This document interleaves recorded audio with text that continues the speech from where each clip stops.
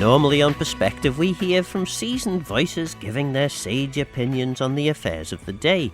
Later in the programme we'll hear from Douglas North MHK John Wannenburgh, who's moving the petition of Ms Andrea Krüger in this month's Tynwald. To begin with though, we hear from Rushen High School Junior Achievement Programme entrants Gate to Plate. They aim to help strengthen the connection between Manx food consumers and those who produce Manx food. So, Lily and Breesia first, what is the Junior Achievement Programme? So the Junior Achievement Programme is set up for sixth form students to create their own business. We learn real world skills and experience using fundraise capital. So we are competing against other groups, as at the end of the programme there will be an awards evening where the Company of the Year is announced. So we set up a team of 5 that have come up with our idea to support local farmers on the island to connect consumers to producers. How many teams are there you're all from? We're from Rushen High School, yeah. And how many teams in Rushen High School are there, do you know? It's about 5 in Rushen, isn't there? Maybe about 30 altogether. Yeah, right. Around 30. Yeah. So how are you judged? How does it all work? So I think there's, at the end of the competition, which I think it's in March, we have a day where everyone who is competing has to do a presentation for a panel of judges, and then we also do like a little fair which we promote our business idea, and then the judges will decide who is the best business, and then Company of the Year will be decided. We also achieve feedback from business leaders themselves during our pitch it, which is a small panel what we do in school, which the judges come in and they give us feedback ready for that competition in March. And is this something that you've ever done before? Have you ever been involved in businesses? Or No. New to it all. So we're finding challenges along the way, but also things to improve on, and learning new experiences. Lewis, I'm the operations manager. I'm Breesia Jenkins and I'm the managing director. I'm Ruby Meakin and I'm the financer. I'm Lily Rose Williams and I am the communications and marketing manager. I'm Ella Kenner and I am sales. The first question, I suppose, is what is Gate to Plate? What's that all about? So Gate to Plate is our thing that we're doing for junior achievement. So we came up with a business. So basically Gate to Plate is an online platform that people use to locate their local produce. So we're trying to get farmers to work with us so then they can be our producers, and then our consumers can use our website to find their local produce, because we found that like when the boat doesn't run, there's a lot of food like in Tesco's that's missing. So we need to support more local farmers so then we have like a secure food. How are you going to go about doing this? I mean, obviously you've got a website, you've got a Facebook page, so presumably the communications person might be able to tell us more about that. Yeah, so we're still developing our ideas, but we've done a process of market research, which is we've been able to establish the gaps in what people are looking for, and we're trying to design all of our ideas to meet their needs. So we found that people often struggle to locate these producers. So Breesia went to the mart at Nokalobeg, and I'm sure she will tell you all about it. Yeah, so I went to the mart and I met Scott Gallagher, Chris Neal, who work for DEFA, and then I also met Claire Barber, who is the minister. And then they were discussing the food strategy for the Isle of Man. So I went along, and then I handed out leaflets to all the farmers that were there, and then some of them completed our survey, which gave us some good producer feedback. And in terms of that feedback, what kinds of things have you discovered, and how is that going to help in your project? So we've discovered that a lot of farmers can't find their customers because Tesco's is such like a big thing over here that everyone gets their produce from Tesco's, but all the farmers are like, they can't compete with Tesco prices. Like the 15p for all the vegetable at Christmas time, it's put quite a lot of farmers out of the running. Why do you imagine that sort of thing happens? Anyone who hasn't spoken yet wants to say, you know, why would Tesco's run a campaign of 15p vegetables, and how does that impact on the farmers? Because it's far more cheap and convenient for people to get to. Like, they know where Tesco is, and they know that the prices aren't going to be too bad, so they'd probably choose Tesco over a farm. And in terms of what you're proposing to do then, I mean, somebody mentioned they were the finance person. How does finance come into all this? In our business, we started off with fundraising, and we did a cake sale, and we raised £150, and that went towards our business to start it up. So we started a website, which we're going to eventually produce an app from. But at the moment, we've just started up the website. So. And what role would the app have in relation to that? Think of it as like a map, and we're going to mark out where the local produce is and how much stock they have, and people can drive there, scan a code, and get their local produce. Because there's quite a lot of Manx food in Tesco. There's quite a lot that Tesco sells, but there are certain products, I presume, that you can't get in Tesco or indeed in any of the other main supermarkets on the island. Is that right? Yeah. Yeah. There's two voices I think we haven't heard from yet. So tell us again about your role on this. The operations manager. Yeah. I design the app and make sure it's not going to break or anything like that. Right. And I'd be the one behind making the app eventually when we have enough resources to do it, like money-wise, and sell for it. And what are the challenges? I mean, for me, just the whole, even opening an app is difficult enough, let alone trying to design and make it work. What are the sorts of challenges that you would have there? It's just time-consuming, and being able to pay for the rights to it and not get it stolen off you, or pretty much just like whatever you use to make the app, you have to pay for. So we need to have a way of keeping our money up so we can actually afford to run it, which would be through memberships and stuff like that. Yeah. And why would someone take on a membership? What would be the reason for that? Mostly out of goodwill to support the local businesses, really. Yeah. I mean, obviously people would rather go to Tesco's and spend 15p on a massive sack of potatoes and go drive somewhere, but I find that the produce is usually better, the local stuff, than the cheaper stuff in Tesco's. Yeah. Okay, and then I think it was you we haven't heard from yet. Remind us again, your role is... I'm Communications and Marketing Manager. Right. And how do you communicate to people who might be willing to put some money towards your app? What is the message that you'd be trying to get across to them?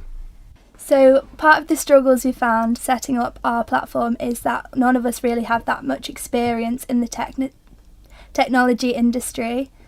So we've had to try and adapt to ways to try and perform to the standard that people would successfully try and get on board with our project, but it's been difficult during that.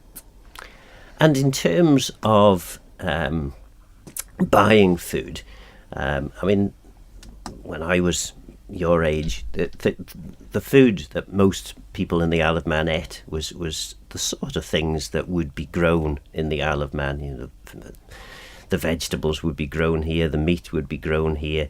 It was all pretty straightforward and hadn't probably changed an awful lot in over 100 years or more. Whereas since I was your age, and that's rather longer ago now than I would care to remember, over a couple of generations perhaps, we now have a whole range of different sorts of foods that are imported from all over the world. Is that something that you think is a problem, or is it a sustainable thing, do you think? I don't know, what are your views on the fact that we now consume, according to the Agriculture Minister, 94% of the food that we consume in the island is actually imported, only 6% is actually grown here. Is that a concern for you? Definitely. I think it could be quite a big problem, considering a decent chunk of our island is farmers, and they all rely on us buying their produce to keep going. And if we're, like you say, using up mostly stuff that comes from other places, it's obviously going to impact the future of all the farms. You've seen the war in Ukraine, which has had an impact on food prices. The UK, of course, is reliant on food imports because it's only, I think, about 60% food self-sufficient. Is there a concern that with us only producing 6% of what we consume, that we're in a potentially perilous position at some point in the future? Yeah, I think food security is like a big issue over here. So we have lots of farmers that are trying to produce, but because the big supermarkets are coming over here with such low costs, it's really putting them out of business. But I think that cheap food comes at a cost, whether it be food security, environmental impact, livelihood, jobs, loss of local food systems, labour exploitation, and animal welfare. There's someone or something somewhere that has to pay for that cost. Mm-hmm. And in terms of what you eat, I mean, how much have you actually thought too much about this, about the food that you eat? How much of that is actually produced on the Isle of Man, and is that something that you are trying to encourage people to change? Is it something that you've thought about changing yourself in terms of trying to eat more local produce? Yeah, I think it's really important for health, especially because a lot of stuff that's been brought over there is processed food, and I feel like we need more healthy things in the stores for people to buy, just because I feel like it's going to have a long-term impact if we keep eating the way that we are. So one of the difficulties that producers face all over the British Isles in terms of getting into the main supermarkets, whether that be the Co-op, Tesco, or indeed Marks and Spencer's, and indeed Spar on the end, one of the hurdles to getting into those stores is you have to meet very exacting hygiene standards. But it just depends on what people's preferences are, really, to buying food. I mean, for the main stuff like meat, milk and bread and eggs and everything, I buy locally, personally. But obviously if people can't afford the local produce, which is a bit more expensive usually, people are going to choose a cheaper option.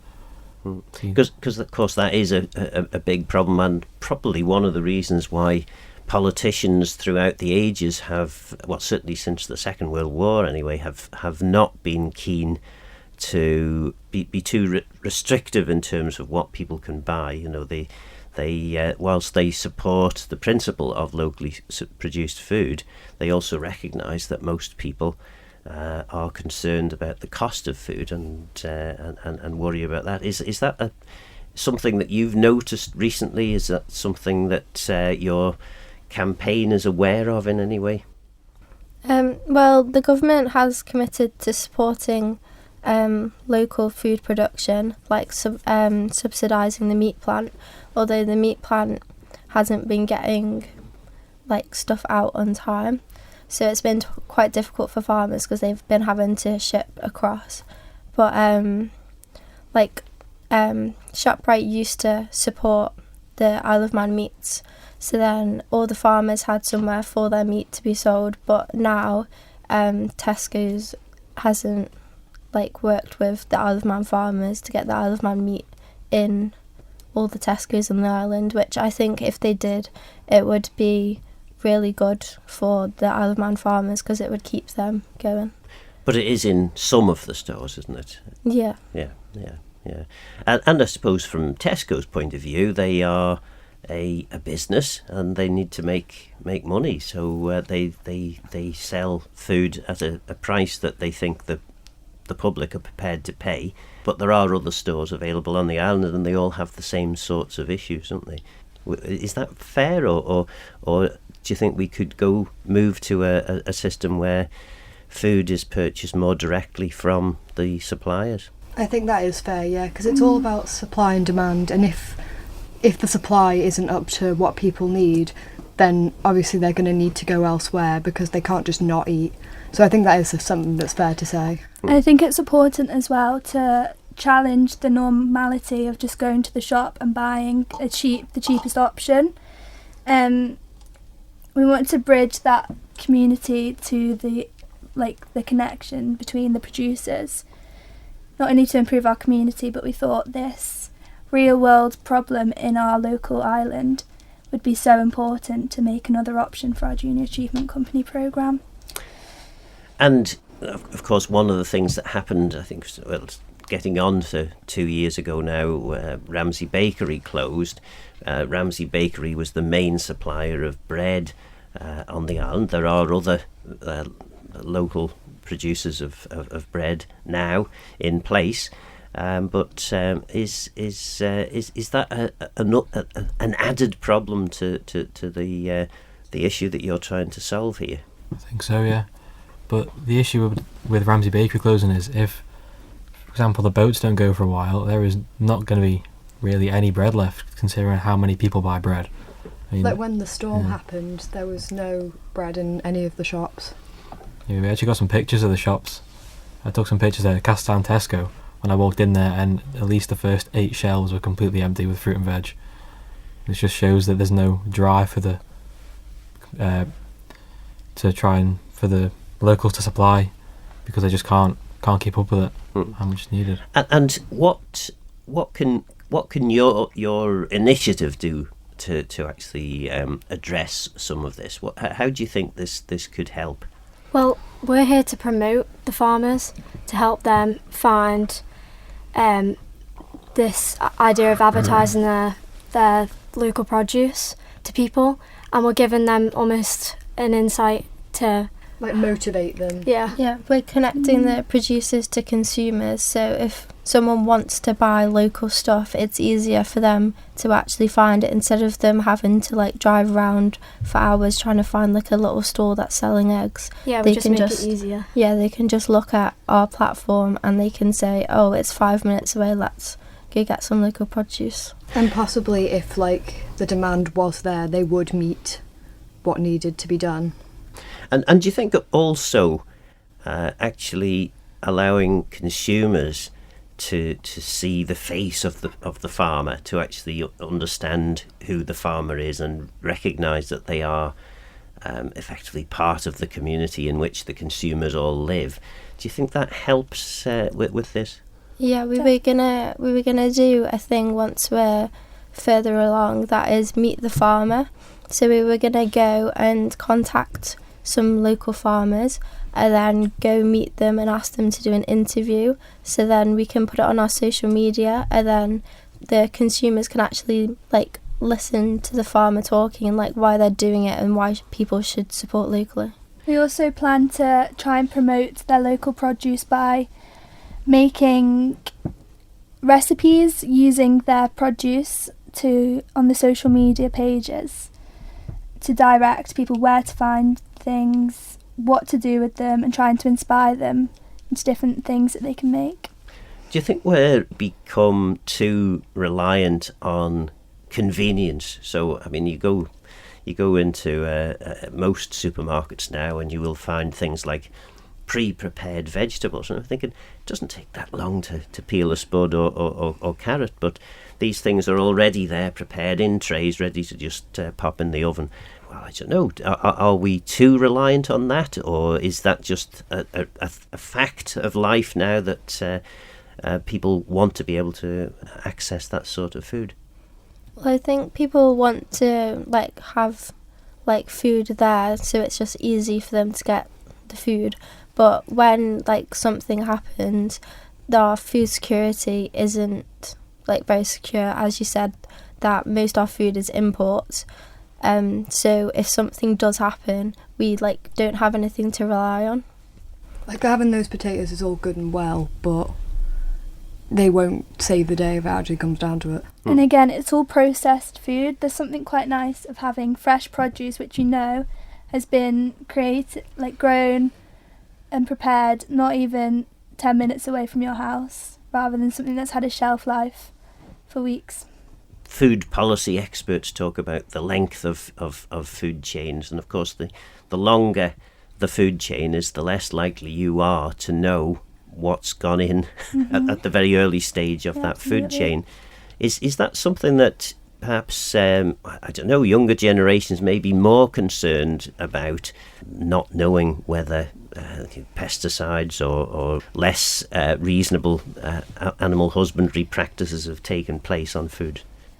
Well, that's one thing we could try and include into our business, is the audience of younger people, because a lot of younger people don't really know the consequences of the added things that are put into processed food.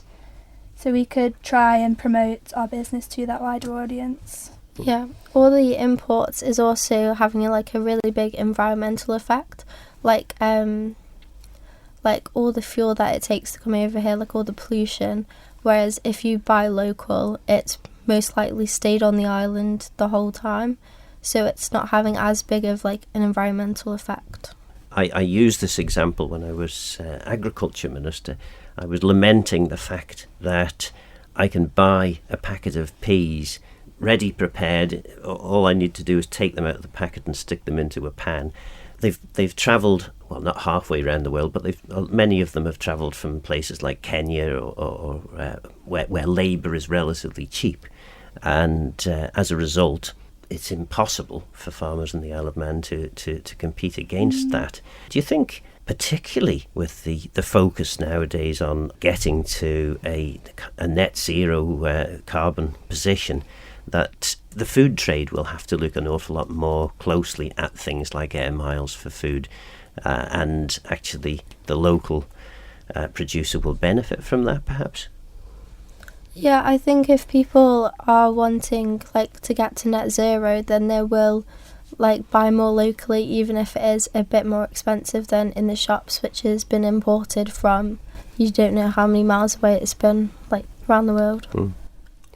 50, 60, maybe 70 years ago, the value of food was substantially higher. People expected to pay an awful lot more of their salary on food purchases. Do you think that perhaps we'll look back at the last 50, 60 years and think that the cheap food experiment was maybe not as good as many people think, or do you think cheap food is with us for many decades to come?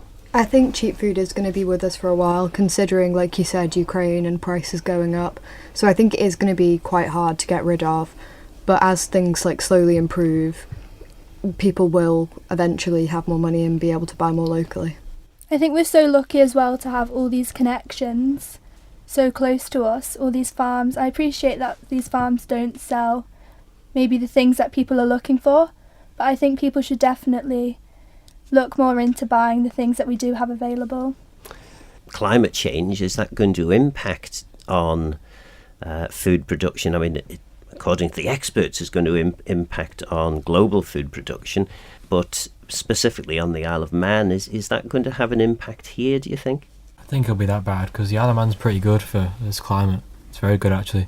And I think having all these open fields and everything, and if the farmers keep it that way, I think it'll be a while before anything drastic happens. Well, that's when people start to rely more on Tesco's and everything, like the imported stuff, if they can't get hold of the local stuff more often. And I suppose the concern is that if the climate scientists are right in their predictions, global food supply is going to be diminished, and of course the global food markets is where Tesco's, Marks and Spencer's, the Co-op and all the other big stores on the island get their food from, global food suppliers. So if we start having problems with local food production, that's chances are the global food suppliers are going to have similar problems. Yeah, I think we need to help our local farmers to keep our economy growing on the island, because we do need that food security, because we are just a small island that has everything shipped over to us. So we need to have that food security over here in case anything happens in the world. We've got food and we're all right.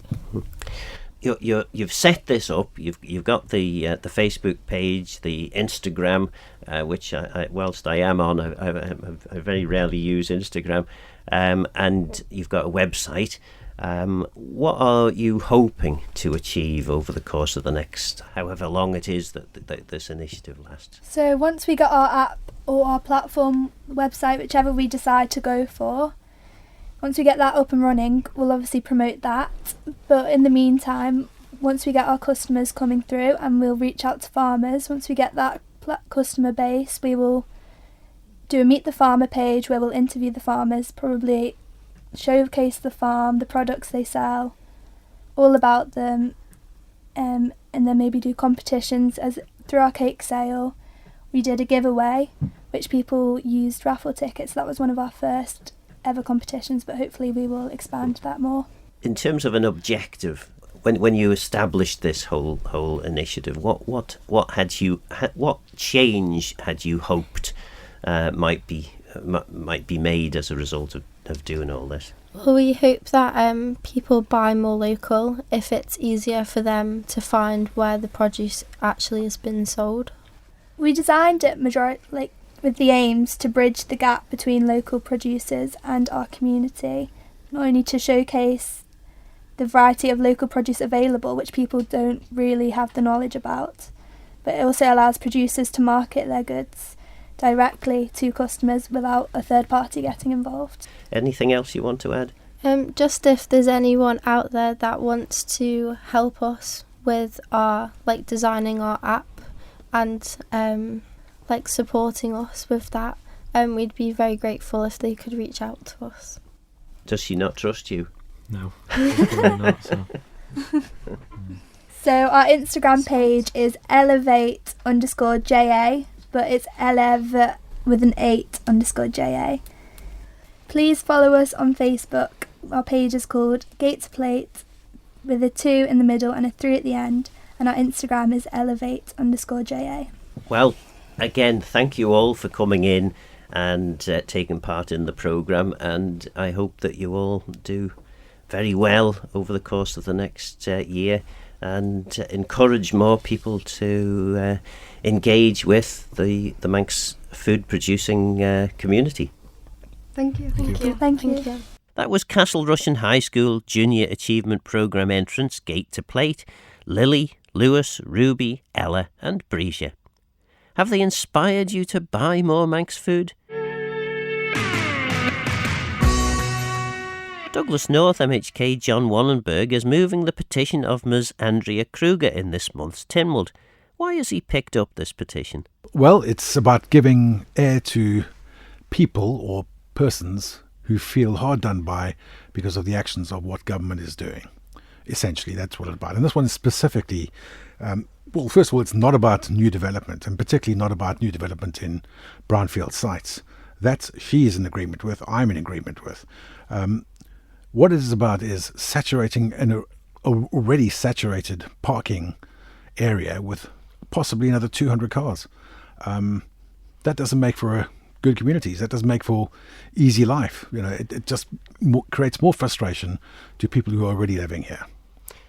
But the community in question is effectively a brownfield site. We hear a lot about the need to develop brownfield sites to avoid building on the beautiful Manx countryside, and we hear about green transport, using buses and trying to wean people off using the cars.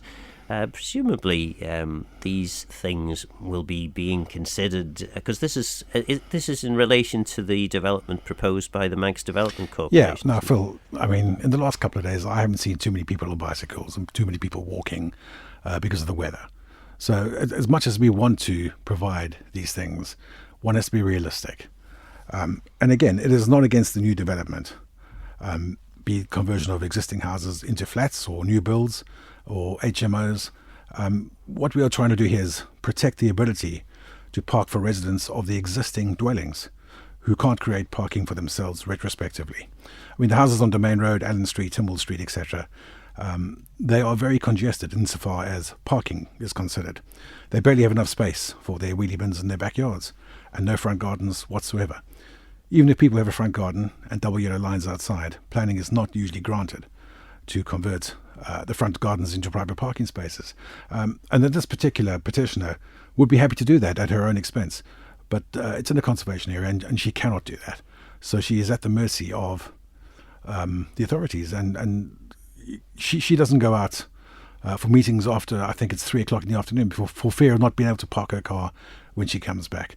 Now, whether or not you agree with that, that's the way she feels. And that's her perception, and her perception is reality for her.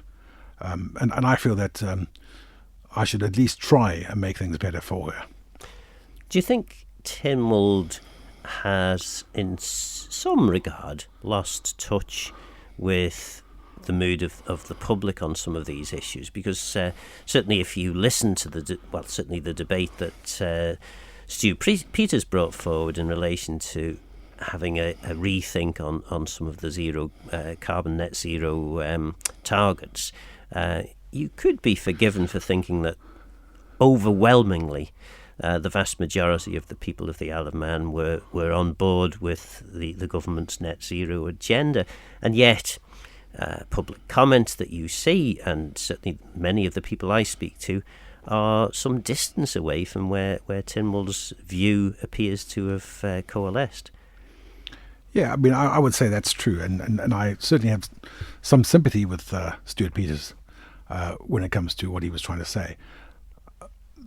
The fact is, you know, if 10 years ago, for instance, we had applied ourselves more stringently to getting some net zero action, such as turbines up, and I don't really want to go into the turbine market at the moment, but I mean, had we tried 10 years ago and had we been successful, you know, over the energy crisis in the last 2 years, we would not have experienced the savage spikes that we did.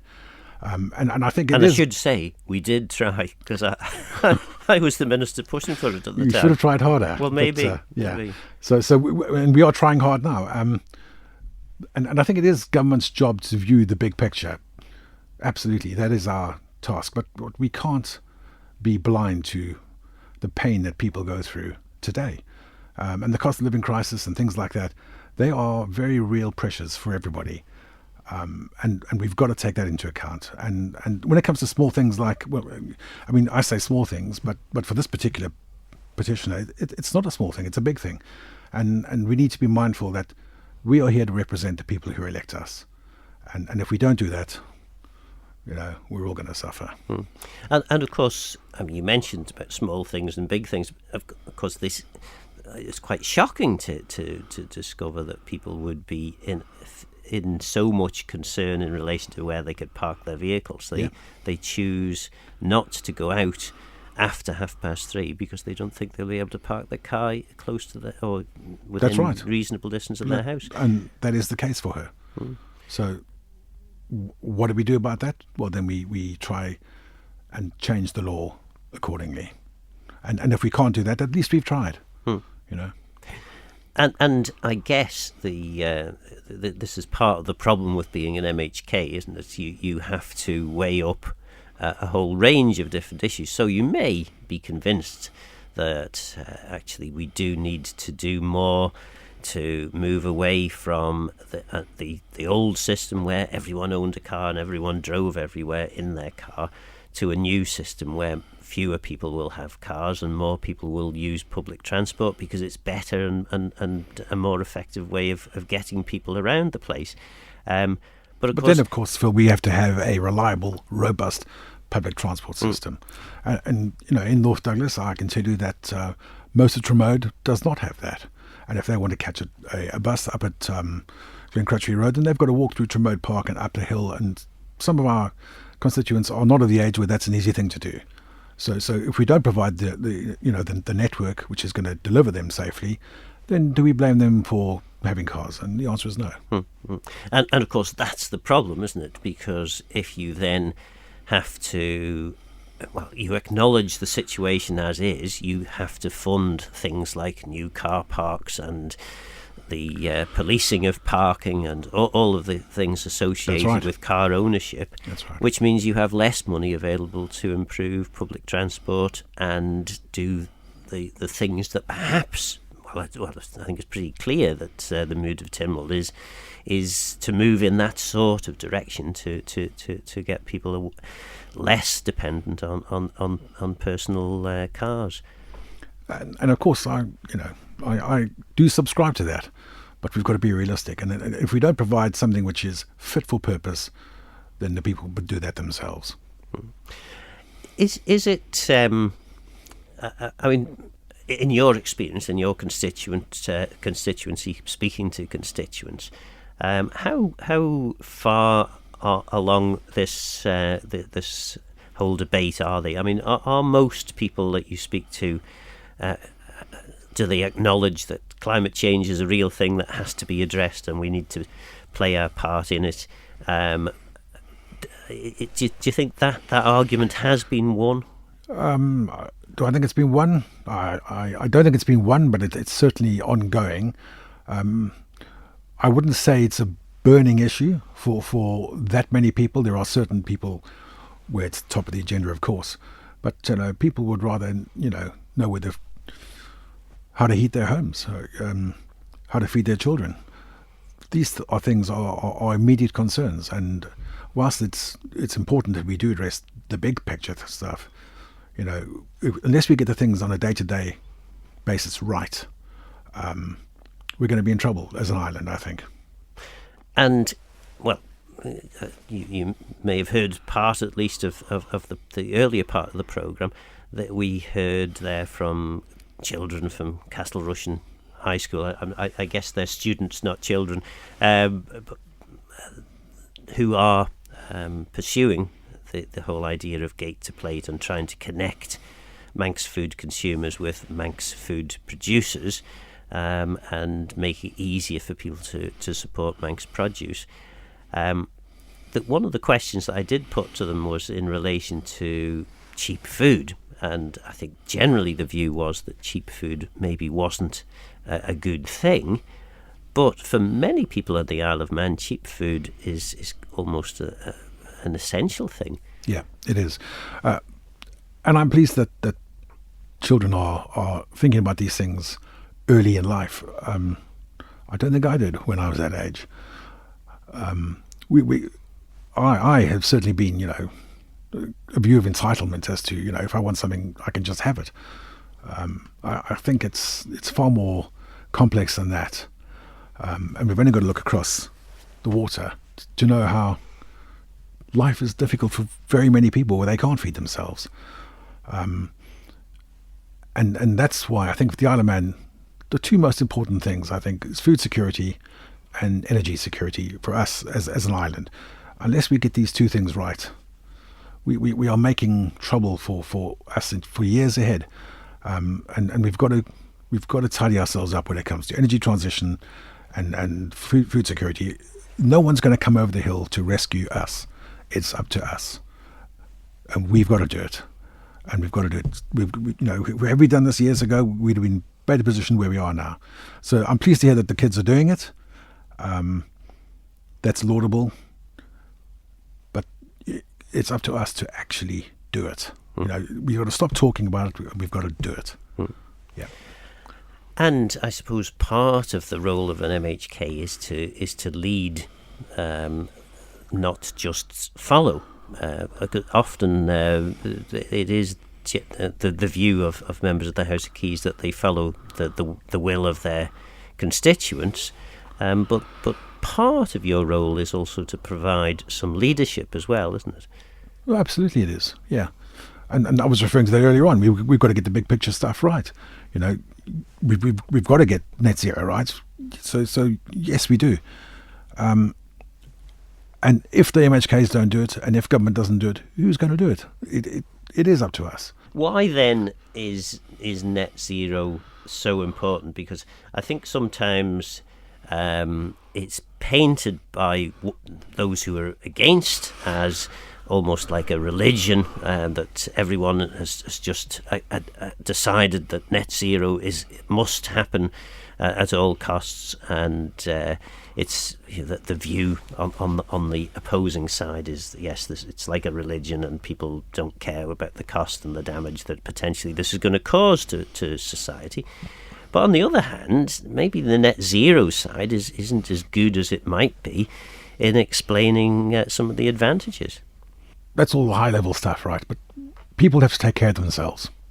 And they do that through the government that they elect, and start very simply: grow our own food, insulate our own houses, provide adequate services, public services. We have to do all of these things. Why? Because no one else is going to do it, and we have to do it in a way which minimizes the cost of doing it, so we can keep on doing it for the future. And I suppose to a certain extent we've got a bit sidetracked here from the petition.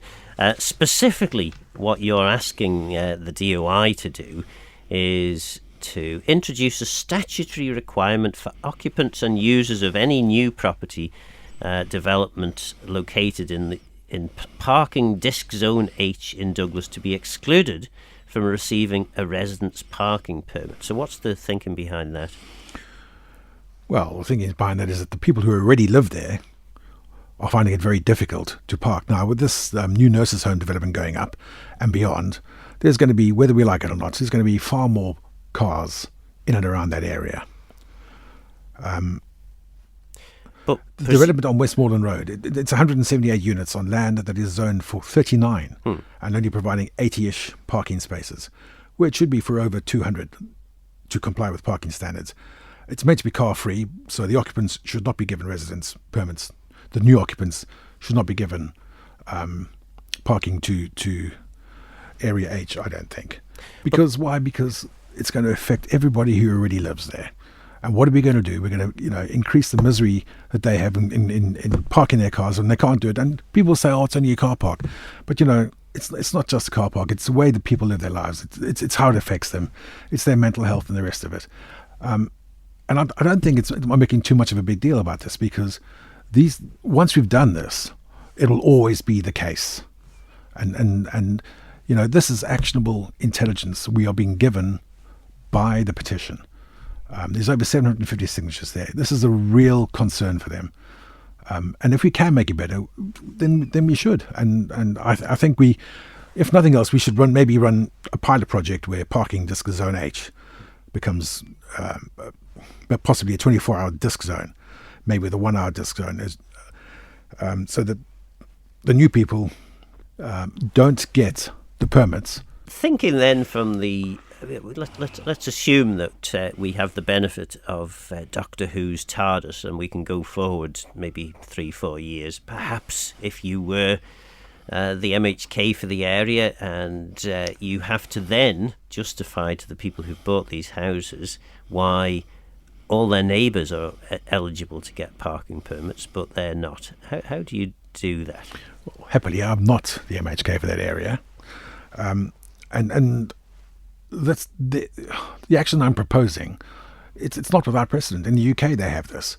Many towns and cities in the UK acknowledge that further parking pressure on existing residents in inner town areas has to be stopped, and other places, and not just in London, prevent that from happening. So as long as people who buy these houses or lease these new flats, they are told that this is going to be the case, well, then there shouldn't be any comeback, and if we've built this development as a 15-minute walk to the city, then they should have been told this, and then there should be no comeback on anyone.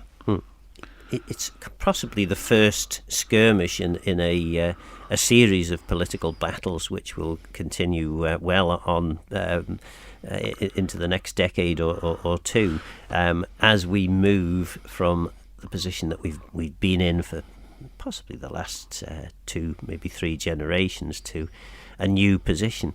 Again, we're all entitled, aren't we? We have a car, we should be entitled to park it wherever we want. No, that's not always going to be the case. We're not living 30 years ago where parking was a lot more easily available. And Douglas will only ever get more congested, and it'll only ever get more people with cars. despite the best intentions of this development. I don't see a 15-minute village, however laudable it is in aspiration, being the case, and particularly not during this time of the year where people are cold. And I suppose also imagine hopping in the TARDIS and going back 100 years and saying to Manx food consumers, Manx food producers, that there would come a time where only 6% of the food consumed on the island was actually produced here. They would say you must be mad. Yeah. And yet that is where we've got to. To be honest, I mean, I didn't know it was as low as that myself. If that doesn't tell us all we need to know, then we're asleep at the wheel. Do you think sometimes when we're considering the whole net zero thing and living more sustainable lives, we miss some of these glaringly obvious things? Because to me, that's a pretty glaringly obvious statistic. 100 years ago, we not only fed the whole population, but we also fed 500,000 visitors who came in the summertime as well, primarily with Manx produce. And obviously, if only 6% of the food is produced here, the other 94% of the food has to be imported. Some of it directly from the UK, but we know that the UK itself is only 60% food sufficient. So it's quite a lot of air miles getting the food onto our shelves. And sea miles, and sometimes sea miles aren't always ready to be taken. Yeah. You know, so we are in a very vulnerable position. But now that we know things like this, then we are duty bound to do something about it. And whether it's through a grant system or whatever it's going to be, we need to address that imbalance as a priority. And obviously Tynwald, towards the back end of last year, approved a food security strategy. Presumably energy security is I'm not sure, was there an energy security strategy? Has that come through or what? But certainly the work that you're doing in the MUA is all about trying to ensure that we have some level of control over the supply of our energy. That's right. You know, offices of the MUA, I mean, I've been there for just over a year and a half now. I mean, they're working incredibly hard to do things like this. And it's obviously very contentious. And I understand why that is the case. But I heard an interesting statistic the other day from DEFRA. And had we had the wind farm that we are hoping to have up and running during the energy crisis, then it would have been paid off in 9 months. I mean, that is incredible. And not only that, we at the public would not have had that spike in the costs of electricity. Now, we can't stop it all, but we can take the pain out of the rise. And these things will only ever get more important. And I think it's really, really critical that we address this, because we rely on the interconnector, and that's all well and good. And we've got security of supply, but we do not have security of price with the interconnector. And we are completely vulnerable to whatever they charge us, and we have to pay it. Whereas a wind farm will take that away, wherever it's situated on the Isle of Man. And I don't want to get into the argument as to where it is. But the idea of a wind farm is absolutely right. And if the projections of the wind farm are right, that means every year we spend 40 million pounds on buying gas. And the wind farm, if it's up and running on the projections that we've seen, then 30% of that cost will be taken away. Isn't that not? I mean, that's a fantastic thing. But is that something that the MUA has been bold enough to actually pin their colours to the mast and say, yeah, as a result, we're going to all get cheaper electricity? What I would say is that if not cheaper electricity, it would certainly take the spikes out of the rise in the future. So if you're saving that 30% in terms of costs, why does that not get passed on to the consumer? I'm not saying it will, and I'm not saying it won't. I would love to say that that £70 will be passed on to customers. But I can't honestly say that, so I can't say it unless I'm honest. And it's always good to be honest. I know no other way. That was Douglas North MHK John Wannenburgh. So what do you think? Have you been inspired to link up to Gate to Plate so you can more readily support Manx food producers? And what about parking? Is John Wannenburgh right to call on Tynwald to address the congested streets of Douglas? I'm Phil Gorn. Go to Myers and Geisachrom. Thanks for listening.